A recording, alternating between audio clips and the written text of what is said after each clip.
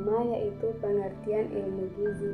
Kata gizi berasal dari bahasa Arab giza yang berarti makanan, sedangkan ilmu gizi adalah ilmu yang mempelajari segala sesuatu tentang makanan dan hubungannya dengan kesehatan. Baik, sekarang saya akan menjelaskan sedikit mengenai ruang lingkup ilmu gizi. 1. Produksi pangan. Produksi pangan meliputi ilmu agronomi dan peternakan serta proses paskanen seperti penyediaan pangan, distribusi, dan pengolahan pangan. 2. Konsumsi makanan. Konsumsi makanan meliputi cara tubuh menyerap dan memanfaatkan makanan baik dalam keadaan sehat maupun sakit. 3. Kebiasaan makanan. Kebiasaan makanan meliputi faktor-faktor yang memengaruhi kebiasaan makanan seperti perilaku makanan dan kondisi ekonomi. Ruang lingkup keempat yaitu gizi biologi dan metabolik. Ruang lingkup ini meliputi proses pencernaan, proses metabolisme, dan proses penyerapan zat gizi dalam tubuh. Kelima yaitu gizi perorangan, yang meliputi kebutuhan gizi per individu sepanjang siklus hidupnya.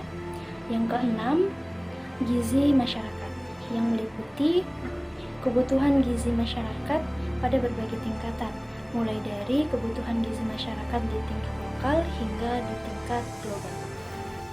Ilmu gizi klinik meliputi penanganan penyakit yang berhubungan dengan gizi. Ilmu gizi kesehatan masyarakat meliputi upaya meningkatkan status gizi masyarakat dan mencegah penyakit terkait gizi. Selain itu, ilmu gizi juga berhubungan dengan ilmu lain seperti ilmu pangan, mikrobiologi, biokimia, faal, biologi molekuler, kedokteran, dan ilmu sosial. Baik, di sini saya akan menjelaskan mengenai sejarah ilmu gizi. Ilmu gizi telah berkembang sejak zaman purba, di mana makanan dikonsumsi untuk kelangsungan hidup dengan lebih menekankan jumlah daripada mutu. Pada zaman Yunani, Hippocrates mengibaratkan makanan sebagai sumber panas tubuh dan mulai mengamati hubungan antara obesitas dengan umur pendek. Dan memasuki zaman Romawi dan Mesir, masyarakat mulai menyadari pengaruh makanan akan kesehatan dan juga mulai meningkatkan kualitas pangan di abad ke-16. Antoine Lavoisier dikenal sebagai bapak ilmu gizi yang meneliti hubungan makanan dengan energi, pernafasan, dan oksidasi, serta menemukan bahwa pernafasan merupakan bentuk pembakaran dalam tubuh. Pada abad ke-19, berbagai mineral diidentifikasi seperti kalsium untuk pembekuan darah dan zat besi untuk anemia, serta pentingnya elektrolit dalam cairan tubuh. Awal abad ke-20 menjadi masa penemuan vitamin, di mana istilah vitamin mulai diperkenalkan dan digunakan secara luas. Pada tahun 1926, Mary Sweetwater-Rose menjadi profesor ilmu gizi pertama, menandai pengakuan ilmu gizi sebagai cabang ilmu tersendiri.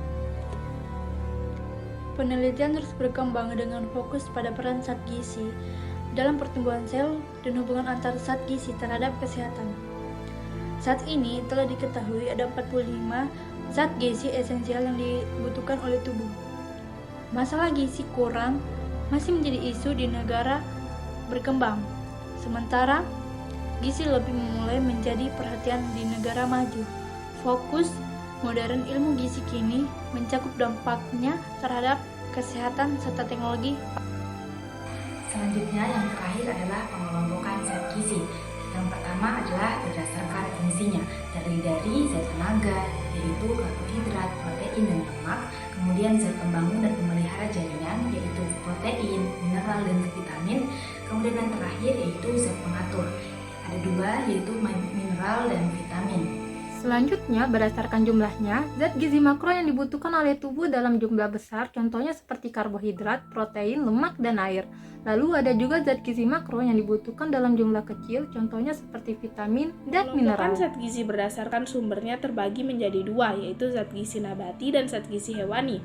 Zat gizi nabati adalah zat gizi yang berasal dari tumbuhan, contohnya karbohidrat, seperti beras, gandum, dan umbi. Yang kedua, itu lemak nabati seperti minyak zaitun dan minyak kelapa. Yang ketiga, vitamin dan mineral seperti sayur-sayuran dan buah-buahan. Zat gizi hewani adalah zat gizi yang berasal dari hewan atau produk olahannya. Contohnya protein hewani, seperti daging, ikan, telur, dan susu. Yang kedua itu lemak hewani, seperti mentega dan lemak daging.